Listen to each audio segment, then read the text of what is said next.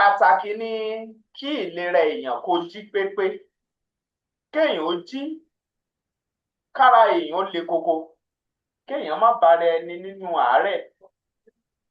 Àjíǹde ara yóò máa jẹ́ fún gbogbo wa o. Mo kí yín bí ẹ tí ń wò wá jákèjádò àgbáyé. Ọ̀dẹ̀gùnbí Tóbi Fásùgbà lórúkọ mi o. Bẹ́mbẹ́yẹ́kẹ́ lẹ̀ ń pè mí lónìí, ẹ tún wò ó lóní bẹ́mbẹ́yẹ́kẹ́. Mo ní ọ̀kan lára aṣojú iléeṣẹ́ Renix Reshape Limited pẹ̀lú mi lójú òpó wa nílé agbára ń bí, tí màá máa ṣe ìfọ̀rọ̀wánilẹ́nuwò fún nípa tó máa ṣe yín láǹfààní, tó máa ṣèmí náà láǹfààní, ìyẹn lórí ọ̀rọ̀ ìlera wa.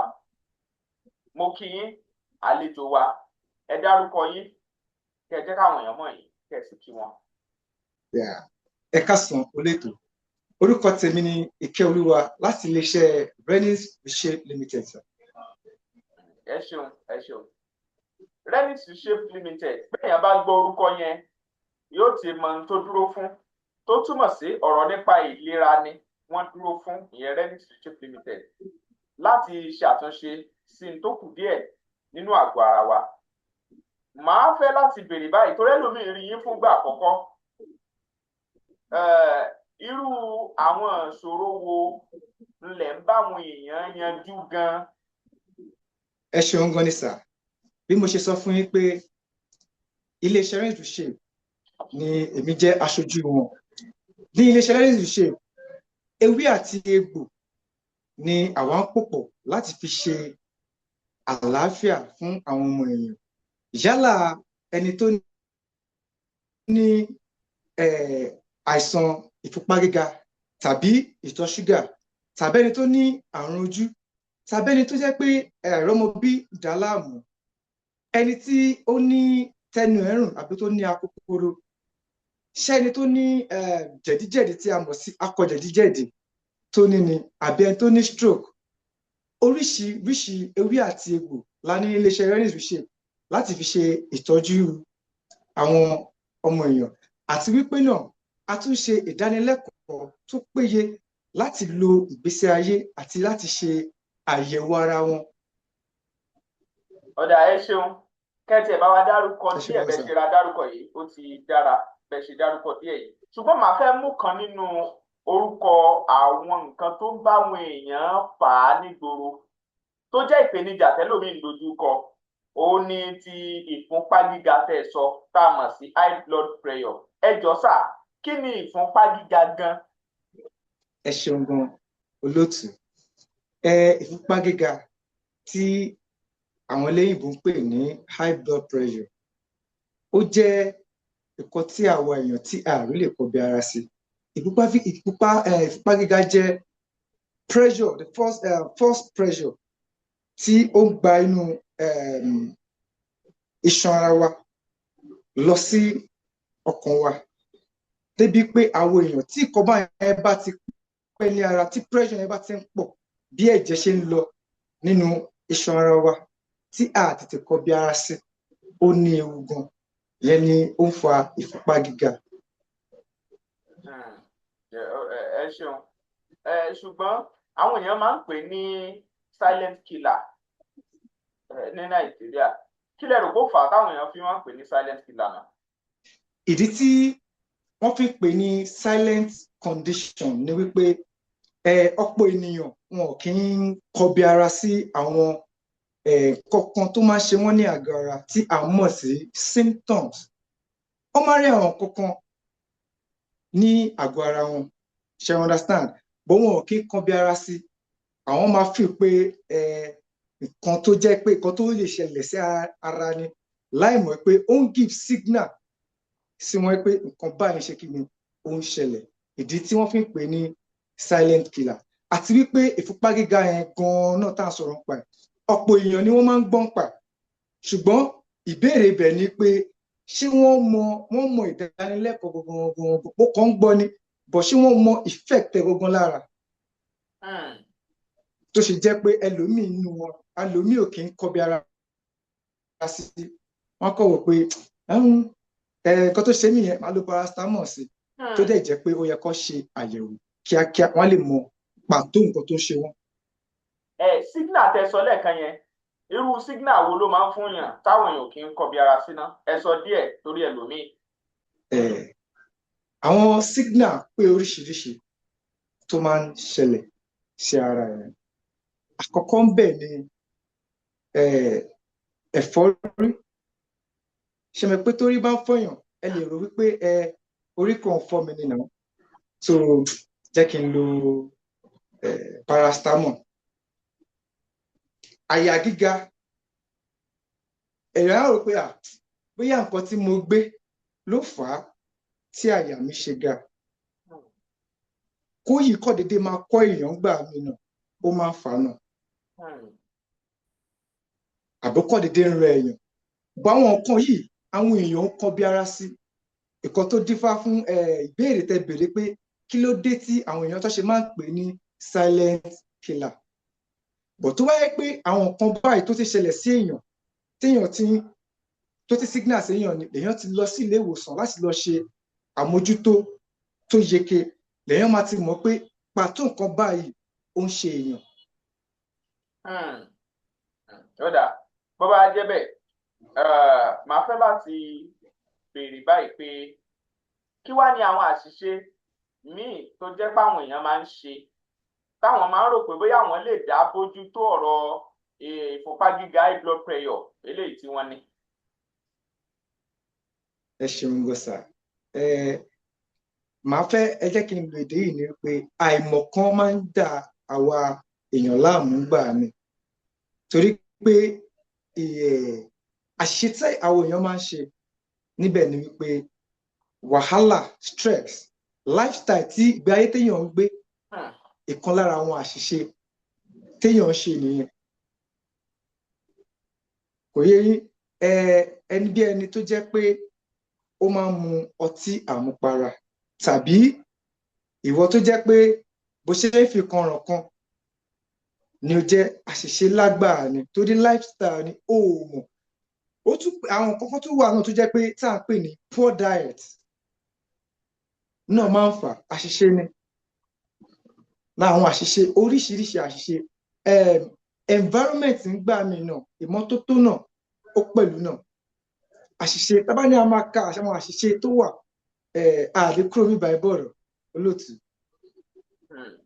Ó dáa ọ̀nà wo ni Ready to Shape máa ń gbà á ṣe láti tọ́ àwọn èèyàn sọ́nà nípa ọ̀rọ̀ ìtọ́jú ìfúnpá gíga?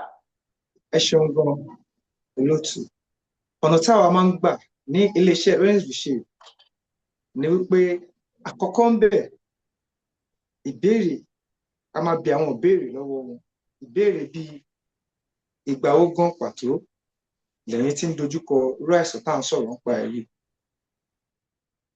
àti wípé sẹ́yìn lẹ rò fún ara yín pé ní àìsàn yìí ni tàbí ẹ ṣe àyẹ̀wò tó péye lọ́sọ fún yín torí pé ní iléeṣẹ́ Ready to Shape àwa gan fúnra wa náà à ń ṣiṣẹ́ pẹ̀lú àwọn dókítà alábẹ́rẹ́ tí a mọ̀ sí àwọn specialist táwa fúnra wa gan tí a ní tàbí ń lò. Ó dáa àwọn ẹlòmíín ẹ mọ̀ pé máa ń tẹnu mọ́ wípé àfi káwọn èèyàn ṣe àyẹ̀wò náà ẹni tó ti wá ṣe àyẹ̀wò sìn tán wá padà rí pé ó ní ìfúnpá gíga yìí ǹjẹ́ àwọn oògùn wà fúnrú ẹni bẹ́ẹ̀ tó jẹ́ tìbílẹ̀ wa tí ẹ gbé dání gan tó jẹ́ láti ní ewé àtegbò? Bẹ́ẹ̀ ni sà ní iléeṣẹ́ Ready to Shape bí ẹ ṣe ti mọ̀ pé ewé àti egbò ni à ń kó jọ tí a fi ń tọ́jú àìsàn ara. A ní oògùn tá à ń pè ní BP Knockout Organic Pro a ní capsule a dẹ̀ ní powder tí ẹ bá wo ọwọ́ mi yìí oníkóró ẹ̀ lélẹ́yìí eléyìí dẹ̀ rí ẹ̀bù ẹ̀ lélẹ́yìí tí wọ́n máa ń sè pẹ̀lú omi gbóná eléyìí dẹ̀ rí wọ́n máa jù sẹ́nu tí wọ́n máa lò. Ó dáa ẹ ṣeun ẹ jẹ́ kí n wá ṣe báyìí mo mọ̀ pé àwọn míì náà máa ń ní àwọn ìṣòro míì yàtọ̀ sí ti ìfúnpá gíga ẹ ti jẹ́ kó yé wa pé ìfúnpá gíga yẹn ó ní ojútùú ó ní solution tó jẹ́ pé ó dẹ̀ ó máa ṣàǹfààní fún àwọn èèyàn gan pàápàá tó bá ní ìfúnpá gíga wọ́n ń pe kinní kan ní glaucoma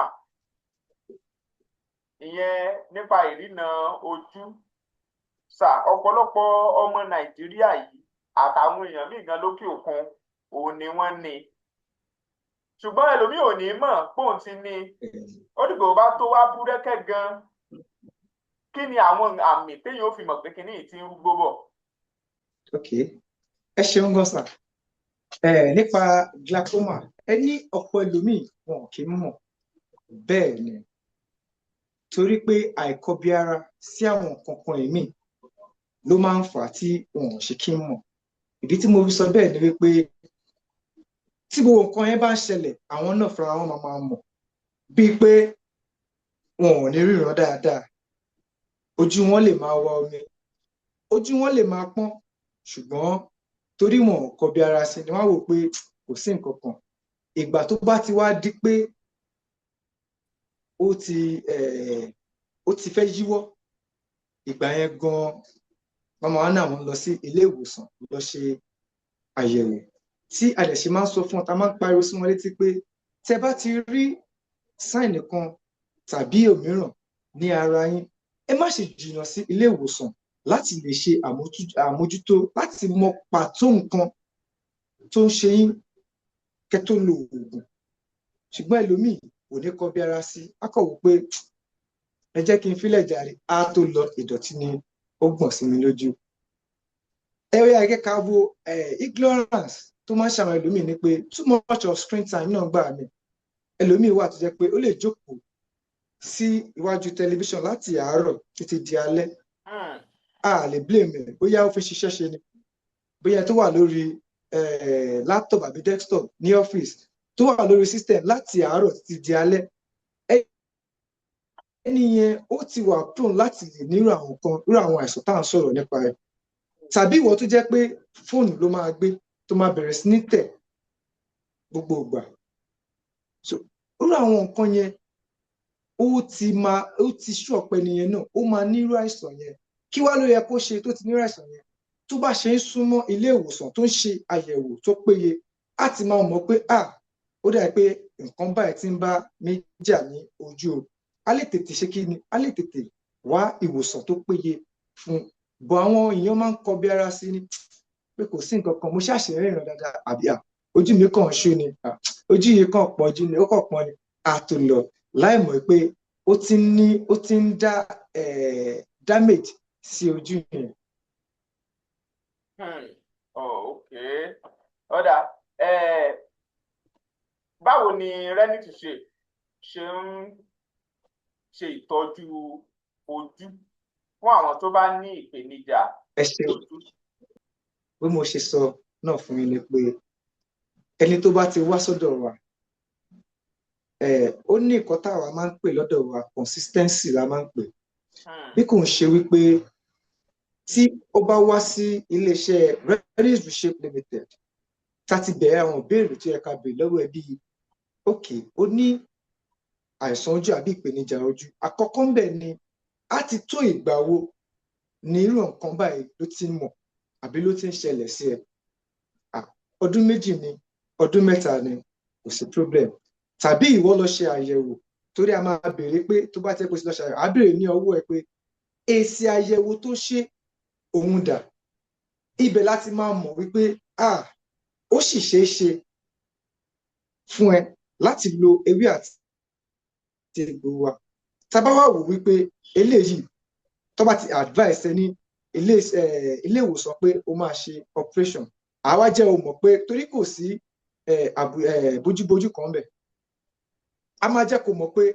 ní àkókò tó wà yìí àti time tó wà yìí nǹkan tó nílò láti ṣe ní surgery tó bá ti wá lọ ṣe tó ti dé ìgbà yẹn gan àwa ni ó padà wá àwa fún ẹ ní oògùn tí wàá máa lò ẹni yẹn tí ò bá tí ì tó stage yẹn oògùn wà ìyẹn tí a mọ̀ fún oògùn glaucoma tí à ń lò òun ni à ń pè ní Pure Herb Vision Boost oníkóró tí ó máa lò mo dẹ̀ sọ̀rọ̀ kankan pa consistency tẹ́nìyẹn tó máa ṣe. Kò ń ṣe wípé o bẹ̀rẹ̀ sí ní lo oògùn wa ewé àti egbò ta kó fún ẹ lórí dé ìfúnpá àti gbogbo àìsàn tó bá ń ṣèyàn tá bá kó oògùn fún ẹ. Ẹlòmíì wà nígbà míì tó jẹ́ pé tẹ́ bá kó oògùn fún ewé àti egbò tó bẹ̀rẹ̀ sí ní lò ó ti lò bọ̀ ìbéèrè ibẹ̀ ni pé àwọn kọ́kọ́ wà ń bẹ̀ tó yẹ kó sá fún ṣó sá fún nígbà tó ń lo oògùn wa. ṣó ẹ̀ ń bá mi lọ sà? Torí pé oògùn tó ń lò oògùn ó tún ń ṣe àwọn nǹkan tí kò tọ́ tó máa jẹ́ pé ó tún máa dákún ṣòro nǹkan tó ń ṣe yẹn tó dẹ̀ ṣe ń ṣe kò dáa. Torí ẹ̀ náà ni mo ṣe sọ lẹ́ẹ̀kan pé ní ọ̀dọ̀ wa aside pé à ń fi ewé àti egbò a tún ṣe ìdálẹ́kọ̀ọ́ ẹni tó bá ti wá sọ́dọ̀ wa fún oògùn àbí ó ní àìsàn kan tàbí mìíràn tó ń ṣe tó bá wá a máa ṣe ìdánilẹ́kọ̀ọ́ tó péye fún a jẹ́ kó mọ̀ pé àwọn nǹkan báyìí o gbọ́dọ̀ sá fún àwọn nǹkan báyìí o gbọ́dọ̀ dúró dè nǹkan báyìí ló yẹ kó mú nǹkan báyìí ló yẹ kó má mú. Nípa oúnjẹ gan wa tó jẹ́ kó mọ̀ wípé báyìí ni oúnjẹ tó yẹ kó jẹ báyìí ni oúnjẹ tó yẹ kí o má jẹ kó lè fi tètè ṣe kí ni kó lè fi tètè hasten progress oògùn tí ẹni yẹn ń lò. Ó dáa, ǹjẹ́ ẹ̀yin máa ń ṣe ìtọ́jú ojú láì lọ ṣiṣẹ́ abẹ tó ṣeé ṣe bẹ́ẹ̀ lọ́dọ̀ yín? láì ṣe iṣẹ́ abẹ. Àlàyé yẹn mi ò gbọ́ yín dáadáa sọ. Ìtọ́jú ojú láì ṣe iṣẹ́ abẹ. Bẹ́ẹ̀ ni a lè ṣètò ìtọ́jú ojú láì ṣe iṣẹ́ abẹ pẹ̀lú oògùn wa Pure Herb Vision Boost tí mo gbé sójú àwòrán ní ẹ̀kan yẹn. Tó bá ṣe ń lò léraléra òun gan fúnra ẹ̀ wọ́n máa rí ìyàtọ̀ tó péye láàárín ọjọ́ díẹ̀ sí ọ̀sẹ̀ kan òun gan máa rí ìyàtọ̀. Bóyá nígbà tó dé ojú ẹ̀ ń wa omi àbí kò lè ríran dáadáa lòun gan fún mama ẹ̀ máa ti máa mọ̀ wípé ìyàtọ̀ ti ń wà. Tàbí kẹ̀ ó jẹ́ pé bóyá ojú ń dùn ó ń feel pains lòun gan gbogbo ẹ̀ ti máa reduce. So consistency ẹ̀ bó ṣe wá ń lò yẹn ló wá matter bóyá tètè máa heal. Bọ̀ kò ṣe wípé ó wá dé ó lo ọjọ́ méjì ọjọ́ mẹ́ta ó wá expect pé kò lọ rárá o. Consistency ló really matter torí pé ó ṣe kókó nínú ìwòsàn ara. Ó dáa, ìyẹn lọ bẹ́ẹ̀. Ṣé mọ̀ pé tá a bá sọ̀rọ̀ nípa ìtọ́jú ara kò sí báyìí fẹ́ sọ̀rọ̀ nípa ìtọ́jú ara èmi máa ń sọ bẹ́ẹ̀ pé ó ṣe pàtàkì ká mọ̀ púpọ̀ náà nípa tẹ̀mí torí pé a rí àwọn èèyàn kan fún àpẹẹrẹ mọ́tò ìjọ́ kan ó ṣẹlẹ̀ sí mi rí ni o mọ́tò mi mo rò pé bóyá nǹkan kankan ló ń ṣe mo béèrè lọ́wọ́ àwọn mẹkáníìkì pé kí ló ń ṣe mọ́tò yìí wọ́n ní iṣẹ́ báyìí ni wọ́n lọ ṣe nǹkan yẹn ò tún gbọ́ a tún lọ bòmíì nǹkan yẹn ò tún gbọ́ a tún lọ bòmíì nǹkan yẹn ò tún padà gbọ́ náà until ìgbà tí a tó lọ fi machine yẹ̀wò látó wá mọ ibi tí nǹkan ti ń ṣẹlẹ̀ nǹkan kékeré kan báyìí dẹ̀ ni ìgbà tí wọ́n wá padà ṣe nǹkan yẹn ó tán o láti gbà yẹn títí dòní mi ì tún gbúrú ẹ̀ mọ́ lára mọ́tò mi àtìgbà yẹn mo ti wá kẹ́kọ̀ọ́ pé ohunkóhun tí n bá fẹ́ ṣe àbí mi ó kọ́kọ́ tètè ṣe àyẹ̀wò ẹ̀ tó túmọ̀ sí pé àyẹ̀wò tí n bá fẹ́ ṣe lára mọ́tò mi àti tí n bá fẹ́ ṣe lára mọ́tò mi àyẹ̀wò tá a bá rí láti mọ ibi tá a lọ sáà nínú ayé tá a wà lónìí à ń pè kíní kan ní àyẹ̀wò nínú ẹ̀mí spiritual sáà kí lẹ́yìn ojú wo lẹ́yìn fi wo spiritual check-up. Ẹ ṣeun gbọ́sà nípa àyẹ̀wò tí ẹ béèrè àyẹ̀wò ṣe kókó fún àwa ọmọ ẹ̀dá láti máa ṣe yálà bóyá oníṣẹ́ ọwọ́ ni ẹ́ àbíkẹ́yìí ẹ̀sìn tó bá ń ṣe kò dín ẹ̀sìn lọ́wọ́ kò dín ìkọ́kíìkọ́ tó bá ṣe lọ́wọ́ ó kàn máa jẹ́ kó mọ̀ wípé ṣé kinní tí mò ń ṣe yìí àṣeyọrí máa wà ń bẹ̀ àbí ìwọ tó wò wípé o kò dá dúró sí ojú kan kí ló lè fà á kí ló lè ṣẹlẹ̀ ìdí àyẹ̀wò téèyàn bá ṣe pàtó ló fi máa mọ̀ pé òkè nǹkan báyìí ni ó ṣẹlẹ̀ sí wa bẹ́ẹ̀ ṣe sọ lẹ́ẹ̀kan ẹ jẹ́ kó yé wa pé kò síbi tí ẹ ti gbé mọ́tò yín lọ débi pé bàtà ẹsẹ̀ gbé lọ síbi tó ti wá lọ fi máṣíìnì wò bó ṣe rí náà nìyẹn. Ẹlòmíín wà ó kàn máa sáré káàkiri ló kàn máa ṣe ni kò ní sí àṣeyọrí kò ní sí ìlọsíwájú kò ní sí ìgbéga. Bọ̀ nípa àyẹ̀wò tí ẹni yẹn bá ṣe ló fi máa mọ̀ pé nǹkan báyìí ló ṣe mí, á lè tètè sáré padà bó jẹ́ lé ló máa padà sí bó jẹ́ nǹkan tó máa ṣe wọ́n á jẹ́ kó mọ̀ pé nǹkan báyìí ló yẹ kó ṣe. Ọ̀rọ̀ àyẹ̀wò nìyẹn. Tí èèyàn bá tún máa ṣe àyẹ̀wò náà dẹ̀ náà ó tún máa jẹ́ kéèyàn mọ̀ wípé òkè iṣẹ́ mi ó ní ìlọsíwájú fẹ́ kó tún lọ síwájú dáadáa tàbí ìgbésẹ̀ téèyàn fẹ́ gbé láyé ṣe mọ̀ wípé àwọn kankan wà ń gbà mí àwọn ìgbésẹ̀ kan wà téèyàn máa gbé tó jẹ́ pé nípa àyẹ̀wò téèyàn bá ṣe láti máa jẹ́ kó mọ̀ wípé ìgbésẹ̀ tó fẹ́ gbé yìí ó ṣe ní sùúrù ó ṣe tẹsẹ̀ dúró díẹ̀ kó tó di pé o rìnrìn àjò yìí tàbí ó máa jẹ́ kó mọ̀ pé ìrìn àjò tó fẹ́ rìn gan ní pàtó nípa àyẹ̀wò tó fẹ́ téèyàn ṣe ń lọ máa jẹ́ kó mọ̀ pé o lè tẹ̀síwájú nípa ìrìn àjò yẹn. So àyẹ̀wò ó dá gidi gan tí ó dẹ̀ yẹ kí àwọn èèyàn tó yẹ ká kọ́ bí ara sí. Àwọn èèyàn ń sọ wọ́n ní Renix Reshape wọ́n ní gbogbo ọ̀nà láti jẹ́ kí iṣẹ́ ìtọ́jú èèyàn kó jẹ́ akọ́ṣẹ́mọṣẹ́ ló lẹ̀ ń ṣe tó dẹ̀ fi hàn gẹ́gẹ́ bí akọ́ṣẹ́mọṣẹ́. Now wọ́n ní ẹ máa ń ṣe àyẹ̀wò fún yàn náà ló jẹ́ kí n béèrè tí mo kọ́kọ́ béèrè yẹn tó wá túmọ̀ sí wípé nípa ti ọ̀rọ̀ aláyẹ̀wòdé ǹjẹ́ iṣẹ́ ayé náà lè fa àìrìnà déédéé tàbí ìfúnpá gíga tó máa ń ṣe ọmọ ẹlòmíì. Ẹ ṣeun gbọ́sà inú mi dùn fún ìbéèrè tí ẹ béèrè yẹn. Physical and then spiritual ọ̀tọ̀ọ̀tọ̀ ni o ẹ má yẹ ká mú pọ̀. Ọ̀tọ̀ọ̀tọ̀ ni. Bọ̀ ó tún wọnú ara bọ̀ ọ̀tọ̀ọ̀tọ̀ ni.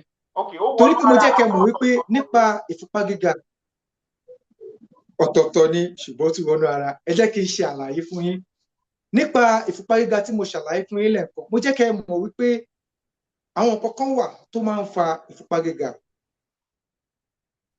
Àkọ́kọ́ ńbẹ̀ stress téèyàn go through ńgbà mí oúnjẹ téèyàn ń jẹ lifestyle téèyàn ń lò ńgbà mí ó jẹ́ àwọn nǹkan kan tó máa ń fa ìfúnpá gíga. Ìkọ̀dí tí mo ṣe bá sọ fún yín pé ó tún wá wọnú spiritual life ni wípé ẹni tí ó ti ní ìdojúkọ èmíràn tí kò ní lọ síwájú lẹ́nu iṣẹ́ tó kọ̀ dájú bí mi adágún òun fún ara ẹ̀ gan wípé ó kọ̀ tẹ̀ ń ronú gan láyé ọ̀tọ̀ gan ó ti ní ìfúnpá gíga torí ìrònú láyé ọ̀tọ̀ gan kò dá ní ara. Ìdí tí mo lè sọ fún yín pé ọ̀tọ̀ọ̀tọ̀ ni àmọ́ ó wọnú ara ká má gbé méjèèjì papọ̀. Irú ẹni náà kó fọkàn rẹ̀ balẹ̀ kó mímu ní iléeṣẹ́ Renix Reshape ìtọ́jú wà àyẹ̀wò wà tábà rí ẹni bẹ́ẹ̀ tó ní ìdojúkọ báyẹn kọ́kàn sí wa lọ́dọ̀ wa oògùn tá máa lò àti àyẹ̀wò ìkan ò dákan dúró bó ṣe ń ṣe ìtọ́jú ara ẹ náà ni àyẹ̀wò máa lọ lọ́wọ́. Ó dà ẹ ṣeun kí n má gbà yín lásìkò jù ẹ fún àwọn èèyàn ní àmọ̀ràn kẹ wá sọ báwọn èèyàn náà ṣe wá lè kàn sí Renix Reshape nọ́mbà tí wọ́n lè pè sí ní nọ́mbà wo ni ẹ máa pè fún wọn. Lóòótọ́ a máa gbé hàn síta náà ní orí amóhùnmáwòrán wa ń bí tí àwọn èèyàn láǹfààní àti rí. Tẹ́ ẹ bá dẹ̀ fẹ́ lè pè tẹ́ ẹ bá fẹ́ pè a lè kọ sí ojú amóhùnmáwòrán táwọn èèyàn á sì máa rí báyìí bí wọ́n ṣe ń wò. Ẹ ṣeun gan olóòtú. Àmọ̀ràn tí èmi máa fún àwọn olùgbọ́ mi àti àwọn oníbàárà wa ni wípé àkọ́kọ́ ń bẹ̀ ni wípé kí wọ́n máa ṣe àyẹ̀wò ara wọn lóòrèkóòrè kó má dúró dìgbà tí ó máa wọ ara àbí tí ó máa wá di pé ó máa tún lọ fa nǹkan ẹ̀mí sí àgọ́ ara wọn. Àkọ́kọ́ ń bẹ̀ nìyẹn. Ìkejì ń bẹ̀ ni wípé ẹ jẹ́ kí a ká mójútó nǹkan tí a máa jẹ náà àti ìgbésí ayé tí a máa wò torí pé àwọn nǹkan ẹ̀ náà pẹ̀lú nǹkan tó contribute sí major thing tó ń ṣẹlẹ̀ sí àwa ọmọ èèyàn. Then fún gbogbo àwọn tó ń gbọ́ mi náà kò sí oògùn náà tí àwọn ò kí ń ṣe ní iléeṣẹ́ wa ń bì báyìí débi pé a tún máa ń pè àwọn kankan tí a máa ń pè ní special product ni a máa ń pè special product ni torí pé àwọn àìsàn kan wà débi pé tí ẹlòmíì bá ní ó máa rò pé kò sí ìtọ́jú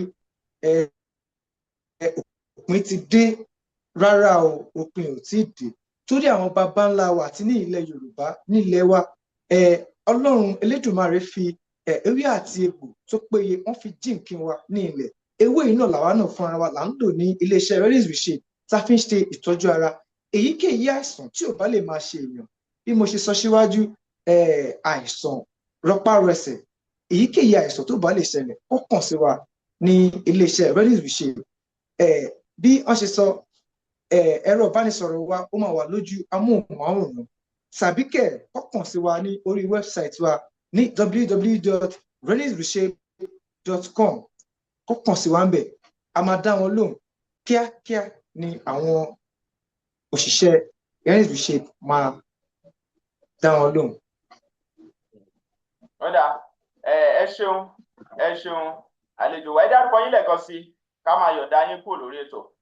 All right, sir. Orúkọ tèmi ni Ìkẹ́olúwa láti iléeṣẹ́ Reddys Reshape Limited.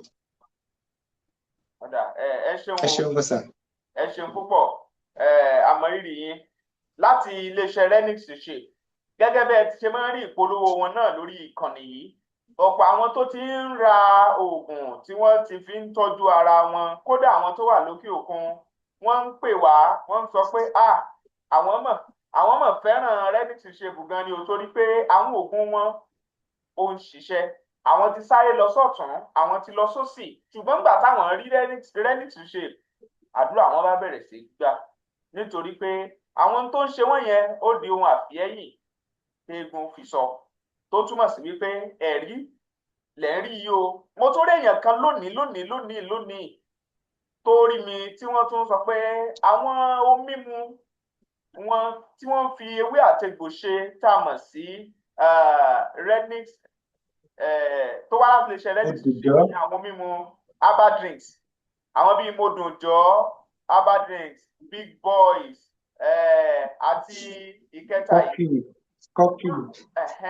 wọ́n sọ wípé coffee drinks ẹ ṣeun wọ́n ló mọ̀ ṣiṣẹ́ gidi fáwọn gan tí Big Boys yẹn wọ́n ní àwọn fi tàtẹ̀ kanlẹ̀ gan ní yàrá núlọ̀hún o wọ́n ní ṣe nínú àwọn dùn torí ń ṣe ni olólùfẹ́ àwọn ń fi ọwọ́ gbé ẹ̀kẹ́ àwọn jó ẹ̀yin sì rèé ẹ wòra yín níran ẹ má wòra yín ràn o ẹ tètè lọ ra Modunjọ Big Boys kò wá mọ síbẹ̀ yẹn náà nìkan lórí ti Modunjọ herbal drink ẹ̀yẹn ti coffee drink yẹn ti coffee ẹ̀yin tẹ́ ẹ máa ń sùn tó jẹ́ pé bẹ́ẹ̀ ẹ lè sùn lórí ìnàró ẹ lè sùn lórí ìrìn tẹ́ ẹ bá lò ó ẹ rí wípé ojú yẹn á dá ẹ lè ṣiṣẹ́ tẹ́ ẹ fẹ́ ṣe yọjú ẹ fẹ́ kàwé ni gẹ́gẹ́ bí akẹ́kọ̀ọ́ torun máa ń kùn ní ṣẹ́jú irú eléyìí lẹ lè lò ábà ni kò ní side effect àwọn èèyàn tó lò ló ń jẹ́ àmọ̀ bẹ́ẹ̀.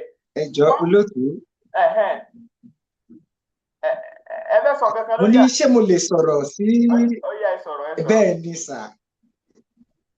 lórí ohun mímu tí ẹ dárúkọ tí a mọ̀ sí Modunjọ herbal drink láti iléeṣẹ́ Reddys Reshape náà ìyẹn náà ti wá náà bẹ́ẹ̀ ti sọ náà ni wípé ewé àti egbò la fi pẹ̀lú ẹ̀ òun náà ọtí tí a fi ewé àti egbò tá a fi pẹ̀lú ẹ̀ ni tó dẹ̀ dá lára ṣeun gan sàyẹ́ ti ṣàlàyé lẹ́kùnrẹ́rẹ́ náà ní orí ẹ̀ náà àti pé mo kàn fẹ́ bá àwọn oníbàárà wa náà sọ̀rọ̀ ni pé a ti bọ́ sí àsìkò ọdún tí ó ń bọ̀ lọ́nà yìí kọ́ má ṣe gbàgbé láti fi Modunjọ herbal drink ṣe ọdún tó ń bọ̀ lọ́nà a dẹ̀ tún ní àwọn ráńpẹ́ tí ó yẹ ẹ̀bùn ráńpẹ́ tá a máa rọra fi sí fún wọn tí àwọn náà máa enjoy ara wọn ẹ ṣeun mọ́sà.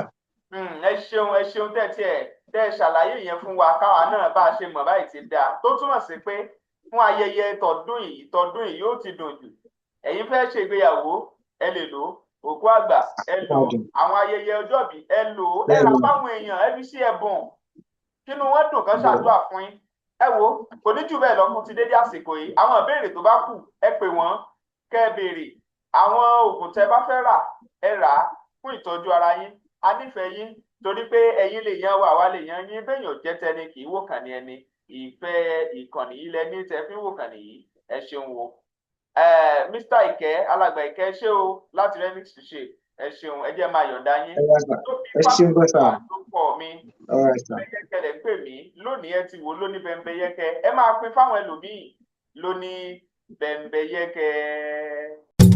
Ọjọ́ pẹ́ tí ọ̀pọ̀ ti ń wọ́nà àbájọ láti fi wo onírúurú àìsàn tó ń bá wọn fínra. Àwọn tó ti gbọ́n pa àwòsàn nílànà àjogúnbá àwọn bàbá wa láti Áfíríkà nílànà ìgbàlódé mọ̀ pé kò sẹ́gbẹ́. Renix Reshape Limited ló ń ṣe gbogbo ọmọ aráyé lóore lọ́nà akọ́ṣẹ́mọṣẹ́ àti nípa títẹ̀lé ohun tí àyẹ̀wò ara bá gbé síta. Ewé àti egbò app ni wọ́n fi ń ṣètọ́jú ẹ̀dá. Àwọn tó ti ń lo ògùn wọn ń dúpẹ́. Ìjọba àjàn ló ń tẹ̀. Wọ́n wà ní Nàìjíríà àtòkè òkun. Ìdákọ́lẹ̀, jẹ̀díjẹ̀dí, nǹkan oṣù tó ń ṣe ségesège, ìtọ̀ ṣúgà, àrùn kòkòrò lóríṣiríṣi, ọgbẹ́ ẹnu, kí ẹnu ó máa rùn lóòrèkóòrè, àtọ̀ tí ò lè dánmọ́, ìtọ́jú ojú ara obìnrin tó ń rùn kójú ó máa wò bàìbàì, àti ìtọ́jú àìsàn lóríṣiríṣi. Wọ́n tún ń ṣe ohun mímu Mọ́dùnjọ́ herbal drinks, Mọ́dùnjọ́ coffee drinks, Mọ́dùnjọ́ big boys, gbogbo ẹ̀ fún ìtọ́jú ni. Ẹ tún lè lò níbi ayẹyẹ yín tàbí kí ẹ tún jẹ́ alágbàtà. Pàbàmbarì, ẹ tún lè ṣe àyẹ̀wò lórí ayé yín àtohunkóhun tó ń ru yín lójú. Renix Reshape Limited ń ṣe ọmọ aráyé lóore. Àdírẹ́sì àti nọ́mbà